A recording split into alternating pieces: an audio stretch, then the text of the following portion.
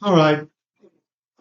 Brian Parker from Law and Lawyering Unplugged from collectionstopper.com. Today, again, I'm getting calls from people say, hey, Parker, do collection stuff. So I'm going to do a really cool thing today. This will crush it. I'm going to give you 10 ways to respond to a debt collection lawsuit. And it's pretty powerful. Most people don't do what I do. It's kind of a pain in the neck because I do a lot more work than I should. But I want the judge to get a good flavor of what I'm about, what my case is about, what my client's about. It's a voice of my client who has been unheard of up until he gets represented by me, or he or she. Um, what do you do when your client gets a collection lawsuit? Well, they call me and I'm going to represent them, and my goal is to eliminate the debt. I don't care how much that debt is. I'm going to try and get it eliminated for them. So you go over the lawsuit. That's the first thing you do, and you see all the holes. Now, if it's a debt buyer lawsuit, it's a form pleading. There are law firms that I see plead maybe 4 paragraphs and don't even mention the client's name in those pleadings, in those 4 paragraphs. So that's the first thing I point out in my answer. But you have to take a good look at it, and then you figure out your theory, which is really the same every time. A debt buyer that buys a debt for pennies on the dollar is not going to have the proper paperwork. Otherwise, it wouldn't be for pennies on the dollar. And if you look at this what's called a forward flow agreement that backs up all the portfolio sales between the debt buyer and either the original creditor or some other debt buyer or some other secure trust, the language in there says, hey, we're going to sell this stuff to you with no representations, no warranties, which is pretty much saying, good luck, because we're not backing this. It's like buying a car as is, and it's leaking oil. There's no way to prove any warranty or representation that your client owes that debt to the plaintiff that's suing your client. So why do debt buyers do that? Because if they file a lawsuit 9 times out of 10, it's going to get defaulted or settled early because the client gets scared and before the answer occurs. Also, some debt collection companies will negotiate with clients and they'll wait the statutory time period that the client has to answer. I'll commonly get calls from people saying, hey, I was trying to work this out with them and then they defaulted me. Well, it's my theory that that is purposeful. They keep the person on the hook with an eye to the calendar.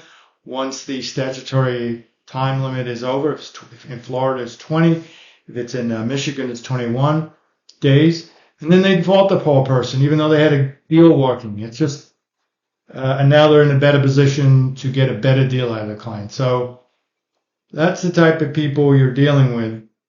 And if you hire me, I'll keep you safe. And so will you if you follow my instructions. First thing, you look at the complaint and summons. The complaint is not the only thing you look at. The summons could give you some great territory to mine. Has the debt collector written on the summons the amount that the client owes? Now remember, a lawsuit is not a judgment. It's not proof of anything. It's just an attempt to start a lawsuit or towards, in their eyes, hopefully a judgment. So there's no reason to put the amount that the client owes on the summons. There's no rule that requires it. And because nothing's been argued to the point of certainty when you're just filing a lawsuit, the client doesn't owe anything more than 0 till someone proves he does. So that's the type of thing they'll do. They'll write the amount right on the front of the summons. They'll also write the mini Miranda warning. If you're listening to this, you pretty much know what that is. That's under 1692 E11, which says Every debt collection communication must say we are debt collectors, and anything you say will be used for that purpose, subsequent to your first contact. Well, you'll get a Citibank lawsuit, and the debt collector law firm will write on the summons and the complaint, we are debt collectors, anything you say we use for the mini Miranda's right there.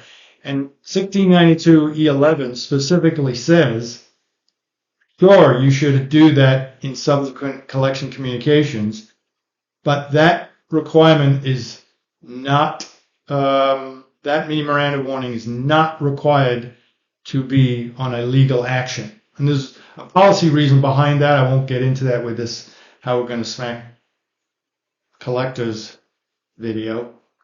But look for that. That's something else you can put right in your answer. The best thing you can do for your client is have them sign a counter affidavit. Generally, in most states, the collection lawsuit doesn't have the paperwork or the contract to prove anything. So they do what's called an account stated lawsuit. And in a lot of jurisdictions, they put an affidavit attached to it. The burden of proof, which is always on the plaintiff's side, now switches to the defendant to prove that they don't owe the debt. It's sort of draconian in that we're all entitled to expect that the plaintiff has the burden of proof. We don't have to do a thing. We just sit there unless they prove their case beyond preponderance of the evidence. The burden of proof is on the plaintiff, but in a lot of states, the collection lawsuits under account stated, if they slap a affidavit on the lawsuit, now the burden of proof falls on the poor defendant. So I do the counter affidavit. I have my client tell me about what they owe, when they paid, maybe they didn't pay beyond the statutory period. Or another good thing is if they sue your client in the district they don't live in, and that happens with debt buyer lawsuits because they're buying old debt, and that person's moved 3 times. But for some strange reason, most debt buying lawsuits pick up the original date from the original creditor and then put that on the summons and try to have the poor guy served. That now what's his ex-wife, who's angry at him already, and now she's got a lawsuit and something else to call him up and yell at him about and tell his poor kids what a deadbeat he is. And so there's a case there, but there's a case under 1692 I. Thou shalt not sue someone in the wrong district unless you can prove that the contract was signed in that district, which generally you're not, because most contracts say the choice of law is Delaware or Montana or something else. So that contract exception to 1691 is generally not going to apply, and debt collectors know that. So you want to look into what things can you put in your counter affidavit. First thing is, you have your client go through the lawsuit, ask them, do you see proof that the debt buyer owns your debt? And generally the debt buyer is going to put attached to the lawsuit what's called a bill of sale, or sometimes they'll say bill of sale and assignments, like that makes it good.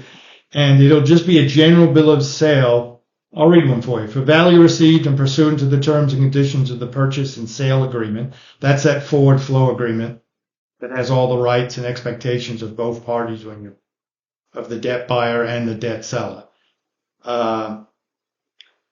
And there's a date dated April 3rd, 2018. I'm telling you the first couple of sentences, it's all the same. They mention first the forward flow agreement and that the bill of sale is pursuant to that, but they never attach that as proof that that exists. And we can get into that specifically. But the bill of sale will say, hey, we assign the debt, all these thousands of debt, to ABC Debt Buyer Company. It will not say specifically your client's name. Sometimes they'll go, hey, look at Schedule 1. That's where the debt here, specifically John Smith, your client. But it isn't. It's something that anybody can draw up. So the Schedule 1, I've actually did that in a trial once. They were saying, hey, we own this debt. We've got the Schedule 1. Here's his name, his address, the wrong address, part of his social, how much he owes. So what I did is I photoshopped years ago Mickey Mouse as the name, and I somehow got it in as they're showing the judge how easy it is and how evidentiary it is not, how it should not come in under the hearsay exception to the general rule that you can't bring junk like that in. The judge got it. She also was very mad at me.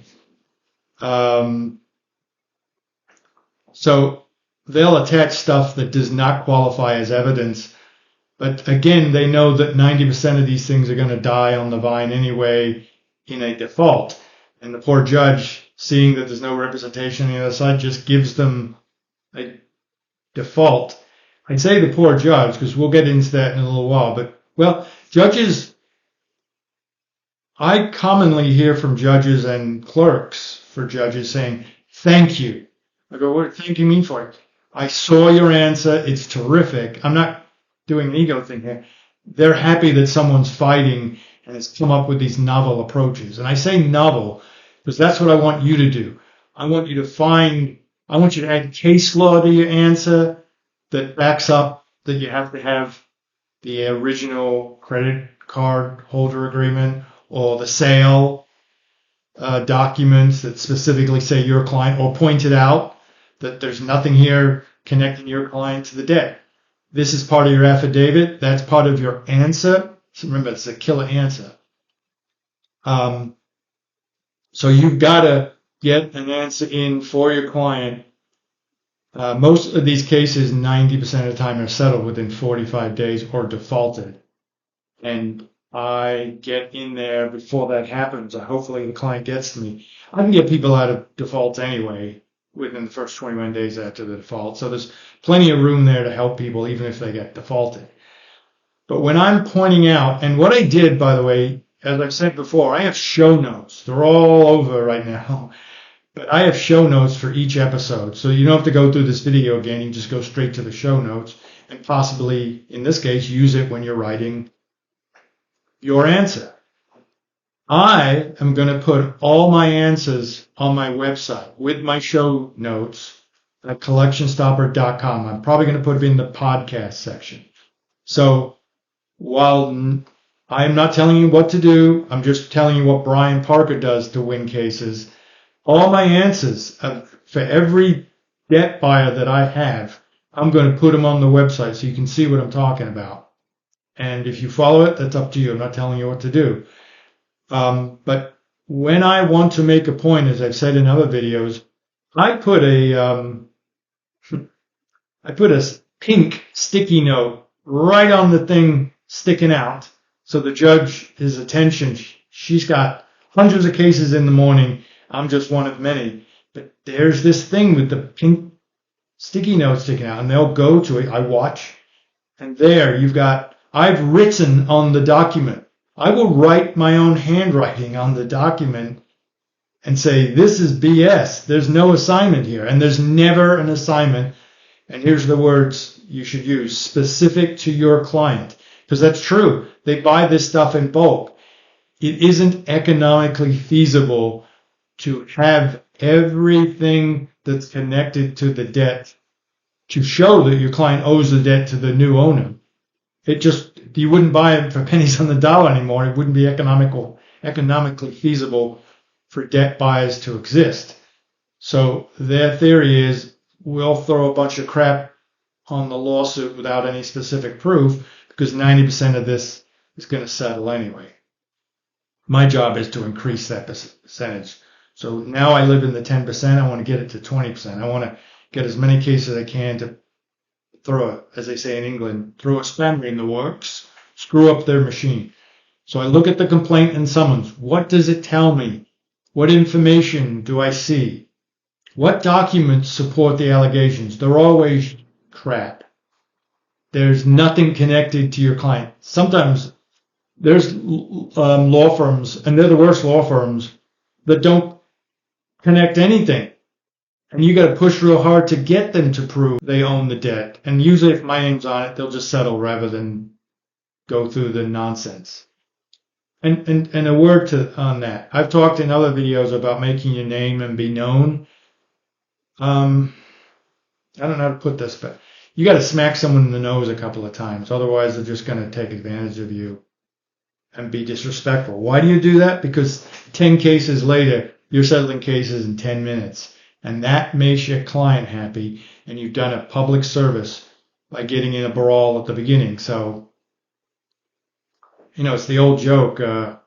What did you do when you went into jail?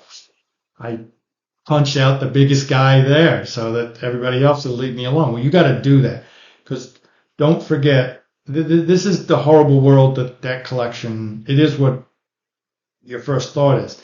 It's a bunch of bullies, and my clients getting bullied. And as I've said in the past, most of my clients, I've lived their lives, and I've been bullied. So you learn, whether it's in court, which I've talked about, you got to bully a bully. So if their stuff is crap, write it on their stuff and attach it to your answer with the sticky note saying to the judge, this is crap, or whatever, however you want to say that. Because most pleadings, because of the margins of what the debt collector or debt buyer paid for the debt versus the possibility of collecting a debt that the original creditor couldn't, the margins, especially with this economy, are getting worse. So they'll squeeze out savings any way they can. So they'll create form pleadings which rarely conform to the evidence. That's where I step in. I point that out. That's what I would recommend anybody else doing this. Point out where the pleadings don't make any sense. And I cut and paste in Adobe. If something is really weird, I'll put it into my answer and go, this is weird. Why do they think this is going to prove anything? And again, clerks contact me and go, that was awesome that you did that. Because the judge doesn't want to default these poor people. They're her voters in their community. And they show up without an attorney or without a proper defense, or don't show up at all. And he may know that person he's defaulting, but he has to follow the rules, and you expect that. So when I show up with my nonsense, they love me. They won't ever tell you that, but the clerks will. So in your answer, point to everything that the debt collector is doing wrong.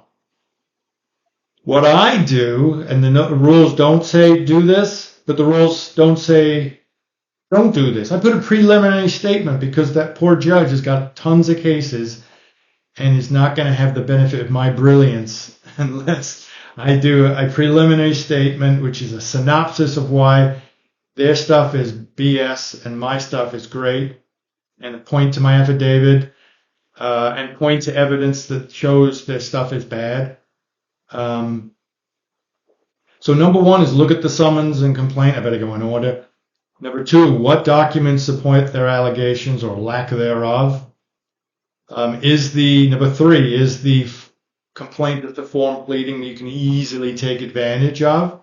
Talk to your client, number four, tip, about the last payment she made. Because this is old debt, they haven't made payments in years. Sometimes it's over the statute of limitations. I say 1 out of 10 sometimes. You have a perfect defense. You also can turn that around because they sued your client in violation of they sued on a time barred debt. And so that's a violation of the FDCPA. You got money coming back. So not only are you going to get them out of the debt, you may be able to get them a couple of shekels, and you can get more attorney fees and costs, because I always undercharge my clients anyway. And again, number five, look for that mini Miranda warning on the complaint. They write it right on there. So what I do, this pisses them off, I say, Judge, I know it says Citibank and they're a creditor and they're not covered under the FDCPA, but Citibank's the only plaintiff here. So if they want me to believe that they are debt collectors collecting a debt, then clearly something's amiss here. Citibank doesn't own this debt. They're collecting for someone else. Now, the law firm has put that on all their pleadings automatically to cover their butt. But they're not in the lawsuit. They're not a plaintiff.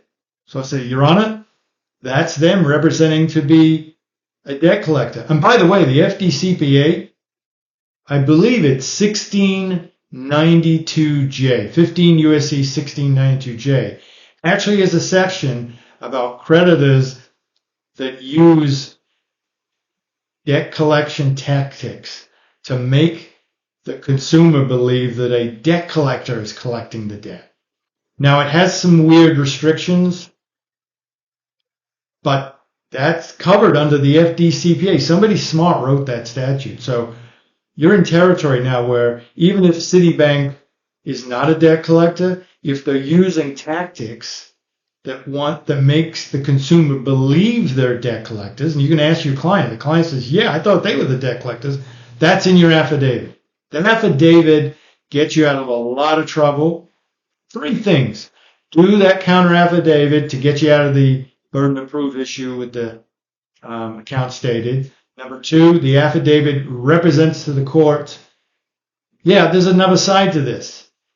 And number 3, you can put feelings, and this made me feel scared because they did X, Y, Z. Why are you doing that? Because if you take it to federal court, which I do take a lot of cases to federal court, the FDCPA is a federal statute.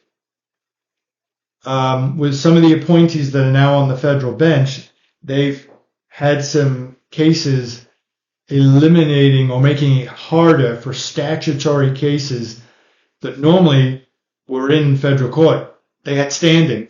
Now the Supreme Court, in a case called Ramirez versus TransUnion, it's 2 years old, they're saying now you must have many things, but you must have damages. Statutory claims don't have damages, but that's what Congress asked for, but the Supreme Court has changed the standing, the Article 3 standing requirement.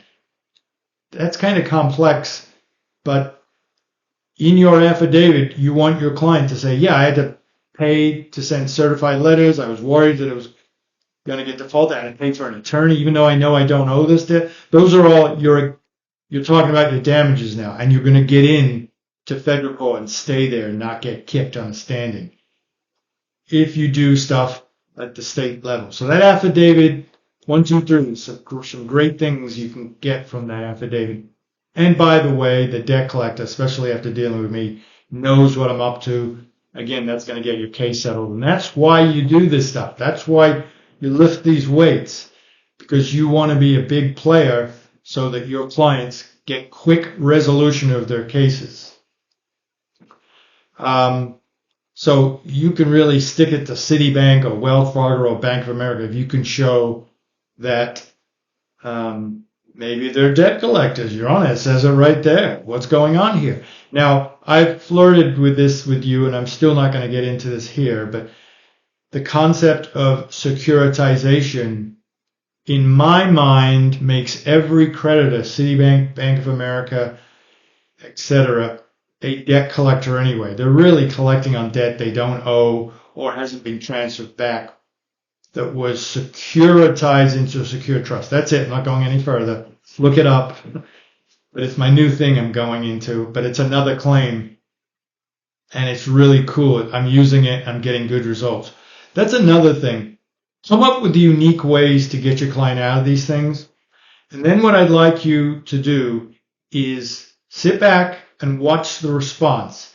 If suddenly you do something new and the debt collector is not defending, but is brought in a heavy hitter or a national law firm, okay, so have your 3 minutes of worry. Now you got to deal with this big crushing law firm, but then pat yourself on the back. You did something good. You came up with something that somebody's scared about. Go in on that. Lean on in that idea and start realizing you've scared some people. Again, you're not only helping your client, you're helping clients, 10 clients from here. You're coming up with unique ways to help yourself and help your clients. 10 cases away. I always talk in my videos. You're not just working on the motion of today, the case of today. You're working 10 cases ahead in front of that judge. You're selling an idea. I've had some really good ideas, which now are commonplace, that were crap. Nobody wanted it. I couldn't sell it, but I kept pushing. And now there's some rules out there that debt collectors have to follow. And I will admit to you, there's really no rule. I just kind of made it so that everybody has to do this now, and they do it. I had this one case I was very successful on, so I took my client's name and made it a rule. So every time I cited the case, I said it was da-da-da rule. And I heard a judge tell the debt collector, how come you're not applying the da-da-da rule? I heard that. I made it up. I didn't made it up. I just said it looks like a good rule to me. You got to be inventive like that. The court had ruled that debt collectors should do X, Y, Z. So I made it case name rule. And every case, every answer went out was now the da-da-da rule. I don't want to say the case name. Great case. And then when I heard the judge, again, it's another one of these, the emperor's not wearing any clothes. And I always cite movies in my videos. There's a great movie, Being There. And it's about this gardener that has maybe a 90 IQ. And he's so halting and slow, he rarely says anything. But when he does say something, it sounds like it's magnificent. So sometimes I feel like his name is Chauncey the gardener, because I come up with these great ideas. I'm just waiting for someone to go, hey, wait a minute. There's nothing there. What's going on? And the movie's called Being There. Eventually, the character, who's just a simple gardener, ends up, I think, as the president of the United States. It's a great movie. And if I don't put myself down at least once every video, we're not working hard enough. What I do, as you look in my show notes, I will write it out for the court. I'll go, here's the obligator, the creditor, and then I have an arrow pointing to the debt buyer, and then I have an arrow pointing to empty nothing, showing the court exactly what a chain of title looks like in this lawsuit. So for any debt buyer to prove their case, they have to have a perfect, or perfected, it's called, chain of title. And if there's a missing link, well, the whole thing just falls apart. And there's always missing links. They pay pennies on the dollar. So draw out. That's what I do. Draw it. Go, here's the debt. Here's where it went. There's a link missing. Now Velocity is claiming they own it, but where is this link? And they can't fill it. Go look at the bill of sale in my show notes. That's perfect. This weird trust is in the bill of sale saying they're passing on all these rights, but there's nothing referencing how this weird trust got the rights. So I wrote right on the bill of sale to the court, there's no assignment to this company. What's going on here? You got to be human. So number 6 is, do they have standing to file a lawsuit? Well, if they don't have proof and they have a broken chain of title, spoiler alert, they don't. I've never seen it. Never seen from creditor to debt buyer a perfect chain of title.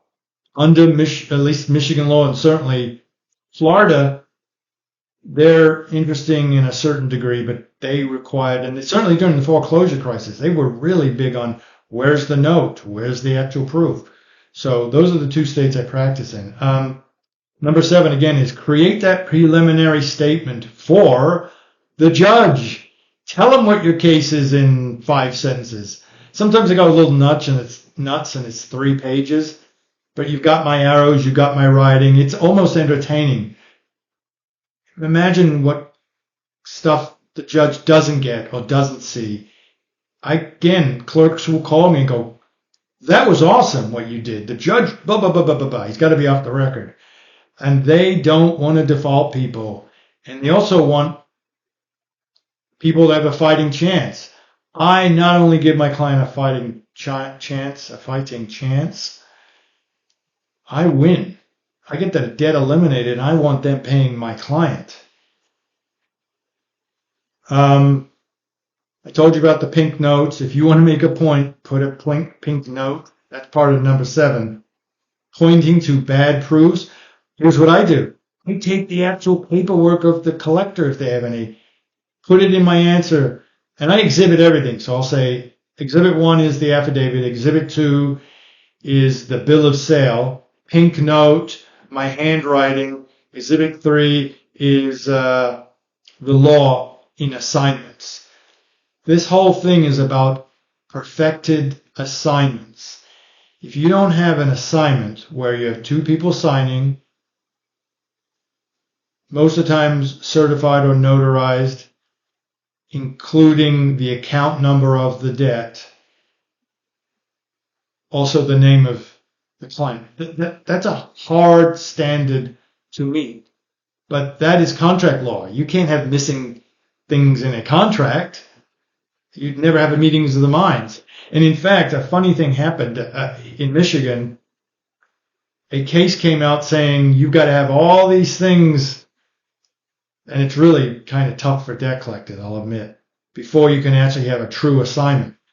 And a major debt collection law firm in Michigan, for some reason, one of their attorneys did an article on that case. And he was just saying what the case meant. It meant now when we buy debt and we want to prove it was properly assigned to us, we have to have these 4 things. He was just saying what the case said. So what did I do? That's the debt collector lawsuit firm that represents a lot of people that I sue or sue my clients. I took his words and put it right in my answers. Exhibit 3. Even the debt law firm says we got to do this.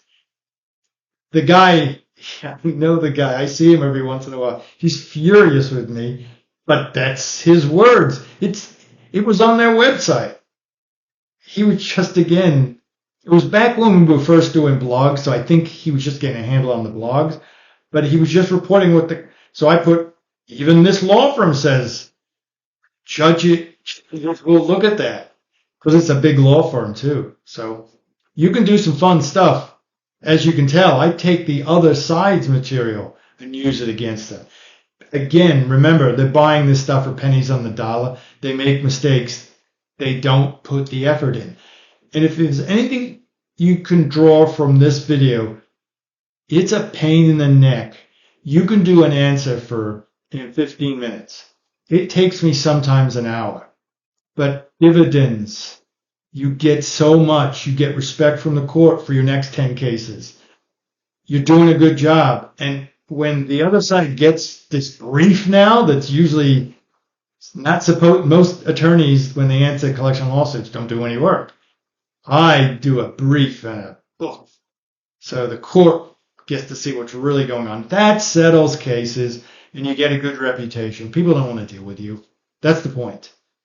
Where was your client served, as I said before? Again, 1692I, this is number 8, says you got to be served in the place you live in.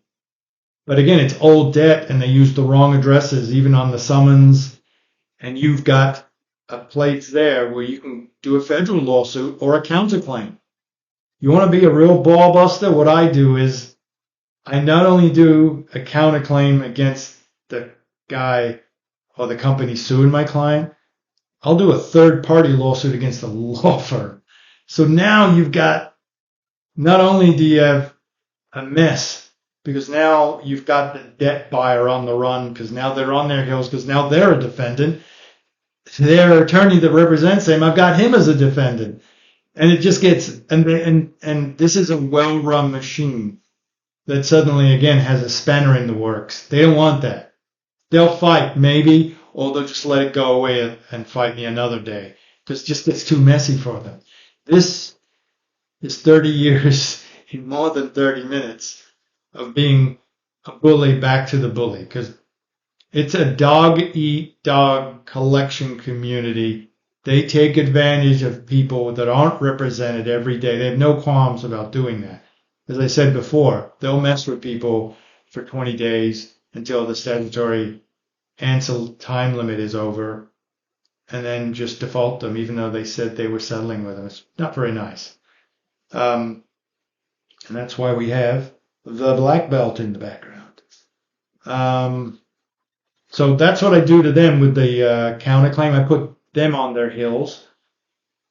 If you don't like the fact that it's a dog-eat-dog, bully versus bully world in the debt collection industry, if you're not willing to accept the fight that you must put into this, go do wills and trusts or go work for your uncle, because it's what you have to do. There's no friends in this business. It's unfortunate. The friends that you have, they battered you, you battered them, they know what you're all about. There's a détente, as they used to say, when the Soviets and the Americans were going against each other. There's a mutually assured destruction. And the other side will go, look, Parker, what do you want? Rather than having to pay some firm to mess with me. I've obviously not ran away when they've come after me, and you shouldn't either. Just hang in there, man. If it's a good case, believe in your case, believe in your client. Hang in there, communicate with your client, and she'll back you all the way. It's a common thing where I work a case with the counterclaim, and they go, okay, we'll just let you walk away, eat the $10,000. I go, yeah, but what about my attorney fees? Like, I'm not paying you any attorney fees. Well, I got to go to my client now, and I do. Hey, you can get out of this right now and end this. Walk away. Don't worry about me. I'll make it up another way. And I'm going to say 99 times out of 100, the client go, no, Mr. Parker, I'm not going to do that. I saw what you did. And your clients will see what you did. Why? Because they are, unfortunately, as I have been, a bullied victim of a situation, sometimes not of their own making, an identity theft, or a man or a woman. I see this all the time. A husband or a wife will steal the ID of their spouse, then ring up the debts and then take off. I do identity theft. You'd be so surprised how many people are related to the guy or gal that stole their ID. So there's many reasons why they're in the shape they're in. But I want you to understand where I'm coming from now. You are representing people that have rung up a debt, and they may be responsible totally for that amount of money that they rung up. So why shouldn't they pay the debt, and why am I representing? Because I will never argue they don't owe the debt if they do. As I tell the court, my client owes the debt. She doesn't owe it to this company, and they haven't met the burden of proof. And that is the same as when you represent some unfortunate people in the criminal world.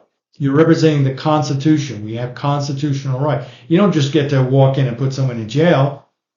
You've got due process of law. Well, consumer clients are entitled to due process of law, and making this phony baloney debt buyer prove that they own the client's debt. So don't get into morality or what he or she did. They are being sued, usually in the debt collector does some rude stuff to my client. And if they're not meeting the burden of proof, that's on them. That's not on my client. It's not on me. So you're representing a good side here. You're representing the law. You're telling the debt buyer, at a minimum, could you just follow the law? And again, they can't, because they bought it for pennies on the dollar. That should be the name of this thing. Pennies on the dollar. I told you about I'm getting to the end here. I need a drink. Counterclaims and third-party claims settle cases. What do I mean when they settle cases? If you go on Google reviews or my website, you'll see I eliminate most of the debt. There's some debt I'm not going to get eliminated, and we'll get into creditor collection lawsuits. When the creditor's involved, it's harder because that's their baby. It's not something that was sold off. And that's going to be a fight, but that's why I'm getting into securitization. Again, I'll touch upon that in another video. But generally, I don't know why, but I feel like I lose if I don't get the client who, like, get the whole debt eliminated. It's my client. It's my debt. So I try to get the whole debt eliminated, and you use the counterclaim as your stick. The carrot is, I won't sue you further or your firm for violating the FDCPA, and you don't make threats unless you back up. Please don't do that. But it's easy with these things because they give you plenty of ammunition. And you'll get that case, if I get the case, the debt eliminated within 10 days, 10 to 20 days, I'm a happy man. So is the client. They get all this debt eliminated. I mean, thousands. Student loans, credit card, off their credit too. Make sure that's part of any release, that it all comes off their credit. You can't do that with the original creditor, but by then it's over 7 years and it's off your credit anyway. The rule at FCRA is Fair Credit Reporting Act requires everything to fall off your credit anyway after 7 years. So the only people that are reporting are the debt buyers or the debt collector. That comes off my client's credit or no settlement. So you want to get the case dismissed. You want to get the debt eliminated. You want to get the thing off their credit. You want to talk about a happy client? Ooh, their credit scores go up. Now they're able to go in the community and get credit again and buy things and maybe get that job they want. I think I do a lot better for my clients than bankruptcy does, or making a deal with the debt collection company, because it's still on the credit. I get wiped off. All right.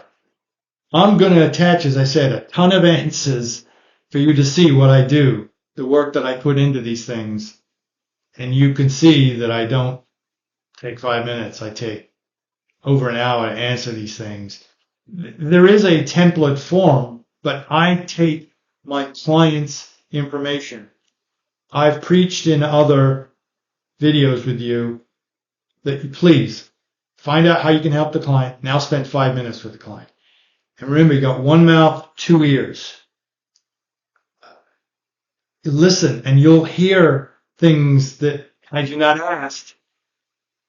She may say, yeah, I can't believe I'm getting hit for this. This is my mother's debt. You didn't know that. And it's the end of the conversation. Now you got a whole new defense. Please invest 5 minutes in just talking to your client, learning about them. And it's just nice. It makes you look more approachable, and that's what this profession needs. We don't need people thinking attorneys are jerks, and that's part of our job, is to do good for the bar as a public purpose and to help people. And spend 5 minutes with people, because you're a person, they're a person. And that'll do good for your business. They'll refer you or use you again. Be human. So, this is Brian Parker, Law and Lawyering Unplugged. Go to my website. This podcast and video, the podcast goes to Podcast Plus. My show notes go to Podcast Plus. Again, I'm putting the answers on there. There's a lot of stuff on that website accompanying this video. I'm going to get better at this and maybe start writing tip number 1, tip number 2. But I want you to go to the website, collectionstopper.com, because there's so much there that's as a helpful guide. I'm not your attorney. This is educational and for information. But information is good. Information is power. And when you're taking on these big boys, these bullies, you need power. You need Parker power. Well, Parker information anyway. All right. Thank you very much for listening. Subscribe so more people can hear about this and we can help everyone. Thank you very much.